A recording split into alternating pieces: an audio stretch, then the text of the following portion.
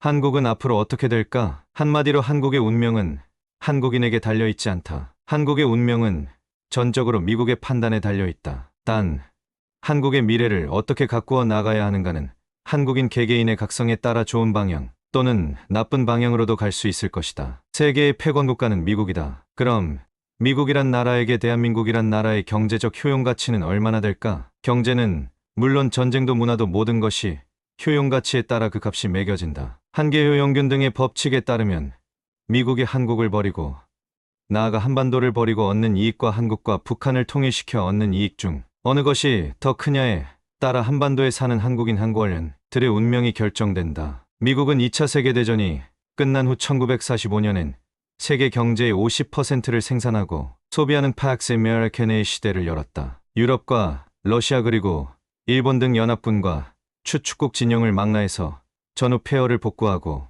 전쟁 전의 경제 규모로 회복한 70년대가 되었을 때 미국은 세계 GDP의 25%로 리더 국가가 되면서 2017년까지 25%를 계속 유지하고 있다. 한마디로 지구의 패권 국가란 얘기다. 그 아래 70%를 가지고 세계 2위에서 50위까지의 나라가 유로화권, 위안화권, 엔화권으로 상위권을 유지하고 그 아래 자국에서나 사용하는 화폐권의 나라가 달러권 안에서 도토리 키재기를 하고 있다. 한국은 도토리 안에서 노는 나라다. 그 아래 5%는 전체 나라 수의 90%쯤 되는 가난한 나라들이다. 미국은 세계 최대의 부자 나라인데다 군사력과 정치 외교력은 미국을 뺀 세계 나머지 국가의 합보다 막강하다. 군수산업은 세계에서 부와 정치력이 미국으로 집중되게 하는 원천산업이다. 제조업을 일본, 한국, 중국 등 아시아 나라에게 내어주었지만 무역 질서와 기축통화 달러로 금융을 틀어쥐고 있으니 결국 제조업도 미국의 손바닥 안에 있다. 미국이 패권을 유지하는데 미흡한 부분이 에너지였다. 그래서 항모 전단 2개를 중동에 상주시켰다. 하루 유지비만 100억 원이 드는 함대를 2개 전단이나 운영. 그런데 미국이 셰어셰일 오일과 셰어셰일 가스를 추출하는 기술을 개발함으로써 향후 300년을 쓸 수 있는 세계 최대의 산유국이 되었다. 참 하늘이 돕는 나라라고 할 수밖에 없다. 소련과 대결을 벌이던 냉전란 짠 시기에 서방 시황은 소련의 경제력과 군사력을 과대평가했다. 철의 장막 안의 정보를 쉽게 얻을 수 없었고 소련의 과대 포장도 있었고 독일의 기술자를 대거 데려가 우주항공 등 소련의 군수산업 수준이 높았기에 소련의 전체 산업 역량을 군수 산업 수준으로 오인해서였다. 81년부터 89년까지 레이건 미 대통령 재임 기간 중에 양대 강국의 체제는 깨진다. 아날로그 시대에서 디지털 시대로 바뀌며 독일 공학기술에 기반한 소련의 군수산업은 한계가 있었고 새 기술은 새로운 질서를 만드는 토양이 되었다. 그 전에 미국의 감시위성은 촬영한 녹화 필름을 위성에서 해상으로 낙하하고 해군이 가서 건져오는 방식이었지만 릴테이프에서 카세트 테이프로 바뀌고 곧 하드디스크에 기록되는 방식으로 바뀌니 쏟아져 들어오는 정보의 양이 기하급수적으로 늘었고 소련에 대한 정보의 양도 많아지고 질도 좋아졌다. 마하 3의 러시아제 미그 전투기보다 마하 1.5의 미국 전투기에 달린 장거리 공대공 미사일은 미그기가 미국 전투기를 보기도 전에 먼 거리에서 발사되니 미국의 군수산업 기술이 혁명적 발전을 이룬다. 그리고 미국의 생산성의 3분의 1에 불과한 소련의 목줄을 조이는 도태작전이 시작된다. 이건 사실 트루먼 때부터 시작되었다. 1950년 4월 트루먼은 하나의 문서에 결재한다. 미메이 국무부 폴니츠가 기한한 문서명 NSC-68이다. 내용은 소련이 악의 제국이니 미국은 군사비를 증강시켜서 압박해야 된다는 것. 소련을 반문명적, 반판 자유적, 반판 기독교적 국가로 규정하고 입으로는 평화를 외치나 실상은 호시탐탐 세시를 확장하여 전 세계의 적화칠화를 이루려는 악의 제국이며 자유진영의 개인주의 이념에 도전하는 것이라며 대책을 제시했다. 미국과 자유진영의 약점은 불가피한 최후 수단으로나 전쟁을 할 뿐 공산주의자들처럼 침략을 위한 전쟁을 하지 않는 것이라고 갈파했다. 그리고 서류에 서명한 지 2달 반 만에 한국전쟁이 터졌고 트루먼은 자다가 보고를 받고 한국전쟁에 참여하기 시작했다. 이때에 한계의 용균 등의 법칙에 따른 한국의 가치는 소련을 비롯한 공산블록과 자유진영 간의 전쟁에서 승리하고 개인의 가치를 지킨다는 상징적인 의미가 경제가치를 대신했다. 중공군 종공주인의 참전으로 휴전을 확정 지으려는 전투는 정말이지 이해하지 못할 정도로 치열하고 도질이 한 공방전을 2년 이상 계속했다. 영토나 전략적인 목표를 위해서 전쟁을 계속한 게 아니라 포로, 즉 자유인권으로 개인을 보호해야 한다는 명분을 지키기 위하여 수많은 미군의 생명을 바쳤다. 전쟁 포로는 당사국으로 송환하는 게 제네바 협정의 기본이었으나 송환을 거부하고 자유를 찾겠다는 반공포로의 처리가 관건이었다. 결국은 이승만의 반공포로 석방으로 트리거를 당겼고 포로 개인의 자유의지에 따라 송환 또는 남한으로 귀순 그리고 제3국 망명의 세 가지 중 택이라는 방법으로 해결했다. 개인주의를 지키려고 그 많은 생명을 바치고 막대한 전쟁 비용을 부담한 것이다. 세계 전사상战史상 최초로 개인의 존엄으로 자유를 지키는 것에다 최고의 가치를 부여한 전쟁이 한국전쟁이다. 젊은 군인의 생명, 전쟁 비용을 쏟아부으면서 쓸모없어 미국 방위선인 에치슨 라인에도 제외시켰던 나라를 위해 싸웠다는 것. 그건 보편적인 자유세계의 개인주의를 지키기 위한 전쟁이었다. 소련의 붕괴 요인은 세 가지다. 하나는 미국의 지속적인 압박 전략의 성공이다. 기술혁명으로 미국이 소련을 앞서 나가기 시작한다. 물론 기존의 기술적인 면이나 경제력으로도 소련의 서너 배 앞서 있었다. 여기서 결정타가 유가요지아 공격이다. 비밀이 해제된 문서에 따르면 당시 CIA 국장 윌리엄 케이시는 배럴당 30불에 달하는 국제 유가로 말미암아 최대 산유국으로 부풀을 누리던 소련을 옥죄기 위해 사우디의 석유 증산을 유도했다. 최대 산유국 지위가 소련에서 사우디로 바뀌며 국제유가를 10달러로 떨어뜨렸다. 소련은 국제유가가 배럴당 1달러 떨어지면 연간 10억 달러의 수입이 줄어드는데 이로 인하여 소련 경제는 완전히 붕괴되었다. 다른 하나는 유가 하락으로 경제가 붕괴되자 개인의 각성이 일어난 것이다. 공산독재 체제에 거부감을 가지는 것은 소수의 반체제 인사들에겐 적용되고 대다수 소련 인민은 먹고 살기만 해도 개인의 각성 같은 사치는 부릴 줄 모른다. 애초에 자유, 종교, 개인 등은 아편아편이라고 배웠기 때문이다. 배가 고프고 추우면 얘기가 달라진다. 우리는 왜 이렇게 배고픈가? 우리가 만든 빵은 다 어디로 갔나? 질문이 생기고 생각이라는 걸 하게 된다. 결론은 공산주의를 해서 잘 먹고 잘 살게 해준다더니 이 사기꾼들하고 반란이 일어나는 거다. 마지막 하나는 기술 우위를 바탕으로 한 군비 경쟁 유도다. 레이건의 스타워즈 플랜이 소련의 몰락을 거들었다. 앞에서도 말했지만 전자장치가 무기 시스템에 도입되기 전 기계공학적 기술은 소련이 미국을 압도했다. 미국은 전후 독일의 과학자 중 설계 중심의 인력을 확보했고 소련은 기술자 제조 중심으로 데려갔기에 무식하고 힘 좋고 튼튼한 방식이지만 메커니즘은 한 발 앞섰다. 최초의 인공위성, 최초의 유인 우주선을 궤도에 올린 건 소련이다. 그만큼 위성을 쏘아 올리는 로켓 엔진 기술이 앞섰다는 얘기다. 대륙간 탄도미사일이나 잠수함 발사 탄도미사일이 소련이 더 발전되고 많았지만 그걸 다 우주에서 요격하는 스타워즈 플랜이 발표되자 소련은 멘붕이 된다. 자기들의 기술력으로는 꿈도 못 꿀 일이었으니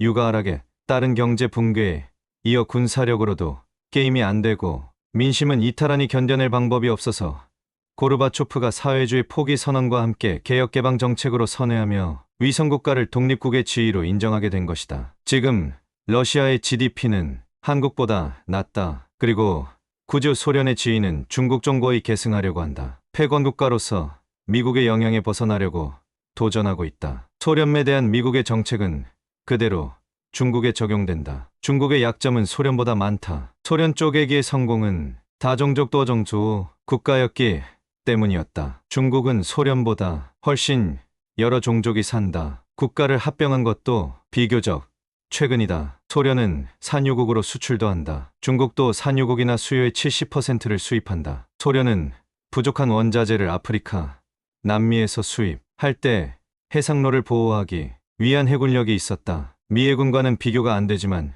이협은 되었다. 중국은 육상과 해상 모두 막혀 있다. 미군이 오늘 붙어 다니지 마.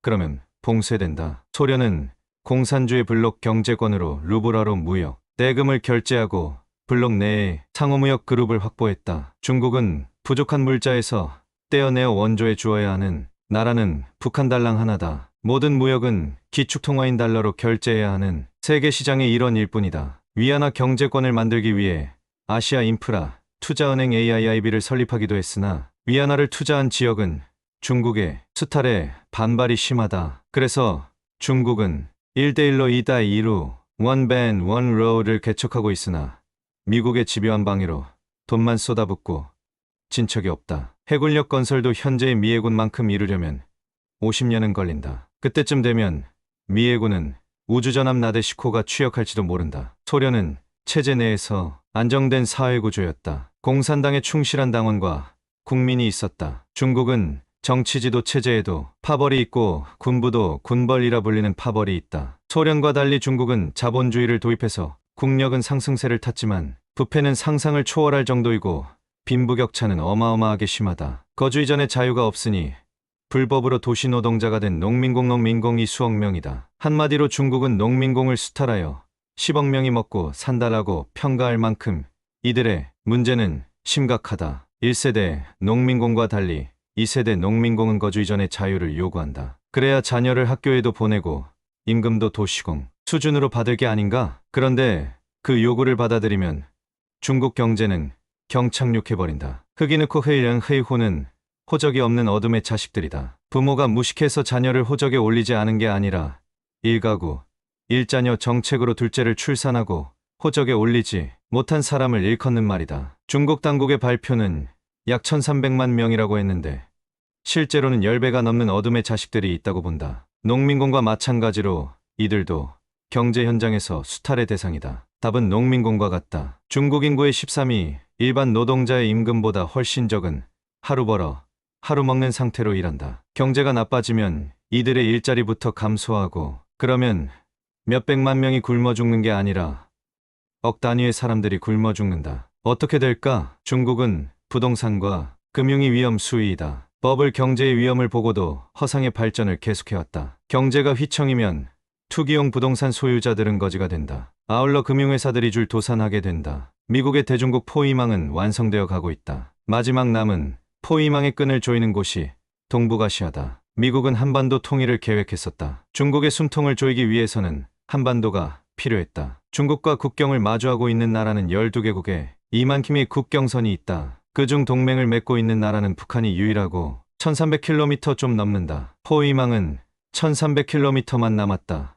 황해도 장상고전 북경과 가장 가까운 육지이다. 미양모 전단이 서해에 들어올 필요 없이 공군기지를 사용했을 때 공군기가 이륙하면 바로 공격거리가 된다. 한반도는 대중국 포위망에서 전술적인 중요도는 말할 것 없고 미국의 전략적인 압박에도 효과가 크다. 한국은 세계 최빈국저의 빈고에서 미국의 원조를 받아들여 세계 10대 무역국까지 올라온 유일한 나라다. 한국은 지정학적 위치가 중국을 경제적, 군사적으로 압박하기에 더할 나위 없는 자리에 있어 한국의 힘이 강해지면 중국은 다른데 신경 쓸 틈도 없이 다급하게 된다. 중국 스스로의 판단대로 뒤통수에 붙은 망치이다. 한국을 키워주고 통일을 켜준 다음 미국의 기대, 이익을 살펴보자. 2016년 박근혜 정부 때 미국은 아시아 국가 중 최초로 한국과 한미우주 협력 협정을 맺었다. 한국항공우주연구원은 성명을 통해 NASA와의 협력을 통해 우주 로켓을 만들어 유인 우주선을 발사하고 달 탐사도 계획한다고 발표했다. 미국이 달에 탐사선을 보내는 건 미국이니까 언제든지 할 수 있는 일이지만 중국보다 늦게 우주 개발에 뛰어든 한국이 달에 우주선을 보낸다는 건 중국의 체면이 구겨지는 일이다. 동시에 한국이 중국을 견제할 수 있는 우주기술을 가지면 미국이 손 안 대고 코 풀 수 있게 된다. 킬러 위성 같은 거 만들고 있는 중국에게는 절대 위협이 아닐 수 없다. 미국에게는 한물간 기술이지만 중국과 일본은 목말라 하는 기술을 한국에 준다고 했다. 한국의 KAI에서 미국의 지원을 받아 제작한 T-50 고등훈련기를 미 공군이 구입하려고도 했다. 막판에 불발되었지만 최대 50조 원에 달하는 규모이다. 미국이 왜 이럴까?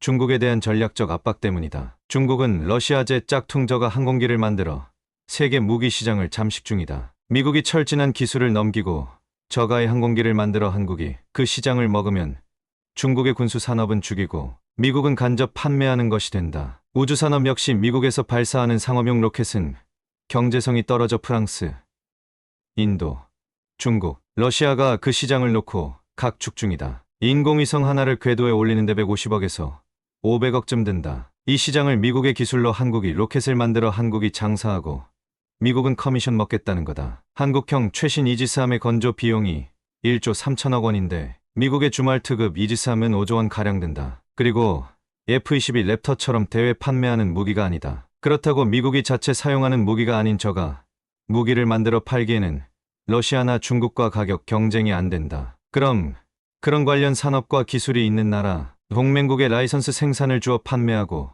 수익을 나누는 방식이 맞다. 그게 한국이다. 일본이나 유럽도 미국 못지않게 제조 비용이 든다. 가성비로 따지면 일본이 오히려 미국보다 더 비싸다. 한국이 미국의 낙점을 받은 이유다. 여기에는 한국인의 놀랄만한 저력을 이끌어낸 이승만, 박정희라는 두 걸출한 지도자가 있었기에 가능했다. 언더우드 박사가 북한에 갔을 때 지도원과의 대화 중 남한은 미국과 동맹 맺어줄 잘 서서 잘 사는 거지만 북한은 소련에게 줄 서서 이 모양으로 가난하다고 하길래 필리핀은 100년 전부터 미국에 줄 섰는데 왜 가난하냐고 물어 입을 닫게 했다는 얘기는 유명하다. 우리가 그동안 쌓아 올린 전자, 자동차, 조선, 철강 산업의 근간이 있었고 우리가 미국과 동맹국이기에 우리의 깜놀할 저력을 보여주었기에 세계 1등 패권국가 미국의 러브콜을 받은 거다. 미국은 북한도 주목한다. 맘먹고 잡으려면 한 입거리도 안 되는데 깐죽거리며 요리조리 피해 다니고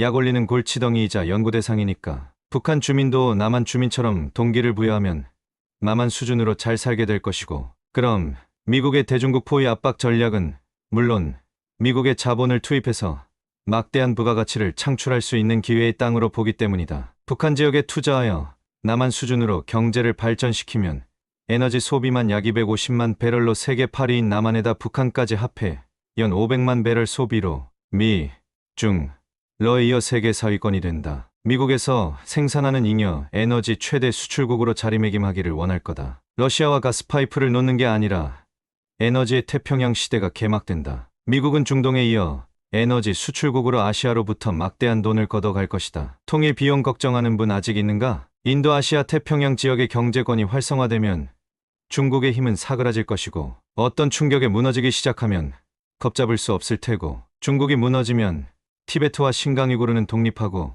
북부와 남부는 분할될 거다. 북경어, 상해어, 호남어, 남창어, 광동어권으로 세분되거나 북경과 상해 이남으로 나뉘고 내몽고와 동북 삼성만주의 길림성지 린션, 요영성 려닝션, 흑용강성 회렁장성 이 분할되면 중국은 소련보다 철저하게 해체된다. 미국이 한반도를 통일시키려고 하는 것은 한국이 이뻐서가 아니라 한반도의 쓰임새가 다양하기 때문이다. 미국의 중고 기술을 한국에 전수해서 저비용 무기 산업을 발전시켜 중국을 고사시킨다. 미국의 자본을 투자하여 북한을 발전시켜 미국 상품 에너지의 수입국으로 만든다. 미군의 주둔과 한국군의 전력을 강화하여 대중국 압박작전에 들어간다. 중국은 군사비 지출이 늘어나고 아시아 경제권을 장악하려던 계획이 좌절되면 무너진다. 통일된 한반도는 미국에게 불침함모 전단이자 중국으로 진격할 기갑군단기지 이기도 하다. 통일을 원하지 않는 세력보다 통일을 원하는 세력이 강해야 이뤄지며 통일 당사자들의 의지가 있어야 한다. 지금 한국인은 통일을 원하는가?